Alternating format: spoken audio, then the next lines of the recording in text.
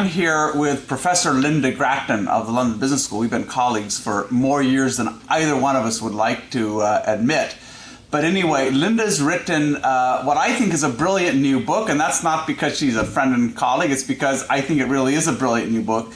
If you have a career in front of you and you are thinking about the choices you're going to have to make, you're wondering about the forces in our world that are going to impinge on your career, how do you navigate all these things? This is truly essential reading. Lynda's brought together just an unbelievable array of data and information about what's changing in our world, how that's going to impinge on work and our careers, how it needs to influence the choices we make, and there's just a wealth of advice, and it's written in a very kind of personal, accessible style as well. So, Lynda, thanks a lot for joining us for this conversation. Thank you, Gary. And, let me just start, as I said, I think you've done really an amazing job of kind of dissecting the forces that are going to influence how we work, where we work, what we work on, and so on. Technology, globalization, demographics, societal shifts, energy, the changing world of energy. But, as people look at this future unfolding, as you would well know, and in fact you represent it in your book, there's kind of a very dark view of these forces and where they lead our society. And then there's a kind of a more optimistic one. You have folks like Nick Carr and Sherry Turkle who write about the fact that a lot of the new technology is going to be depersonalizing. It's going to make us shallower as human beings. You have other folks like Clay Shirky and so on, Don Tapscott, who are enormously optimistic. Your book is divided into kind of dark and bright scenarios, but where do you really come down on this? As you think about these forces, let's start with which are going to be the most crucial forces changing the world of work, and then is this going to make our lives better, or is it still too early to say? Well, first of all, Gary, thank you so much for those very kind words. It was a labour of love, the book, and I'm glad that you liked it.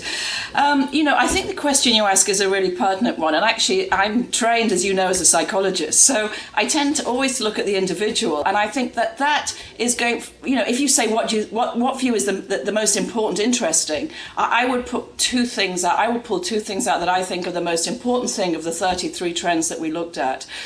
One is these 5 billion people connected. And the reason I think that's interesting, Gary, is I don't think any of us, and I've asked everybody I know, and I would invite you to do the same, any of us have got any real understanding about what happens when 5 billion brains become connected. Interestingly, I was at a meeting last night in London where a whole bunch of people, actually mostly from Oxford, got together to talk about the future. And people, one of the professors kept using the word we. And I said to him, when you say we, who is it you're talking about? And he said, well, it's not about governments and it's not about big companies. Well, what is the we?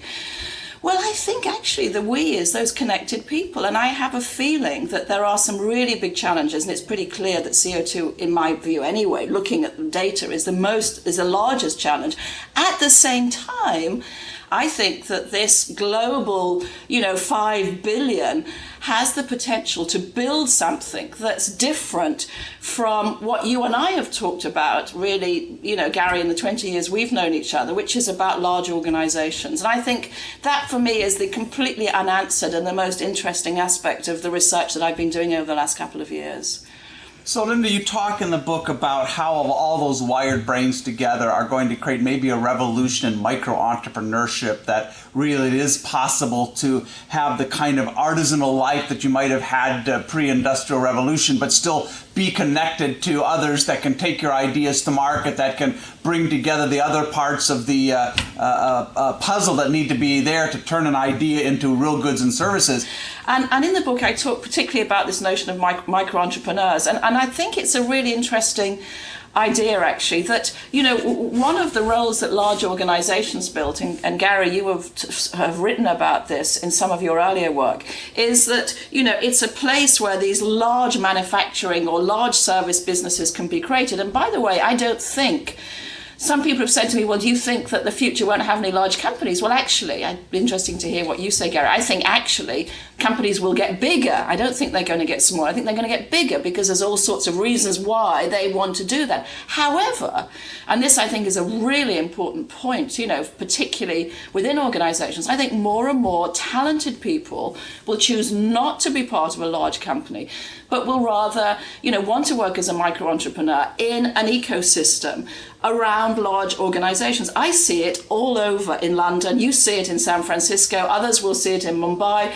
Shanghai is taking off at the moment. And what's happening is that the barriers to entry for businesses now are so low. Technology, you don't need to have an office. You don't need to buy any technology. You can rent the stuff, from the cloud pretty easily. And by the way, you can link in. If I just look at my own small group, half of them are in Asia. We've got somebody in Mumbai, a couple in Singapore, somebody in San Francisco.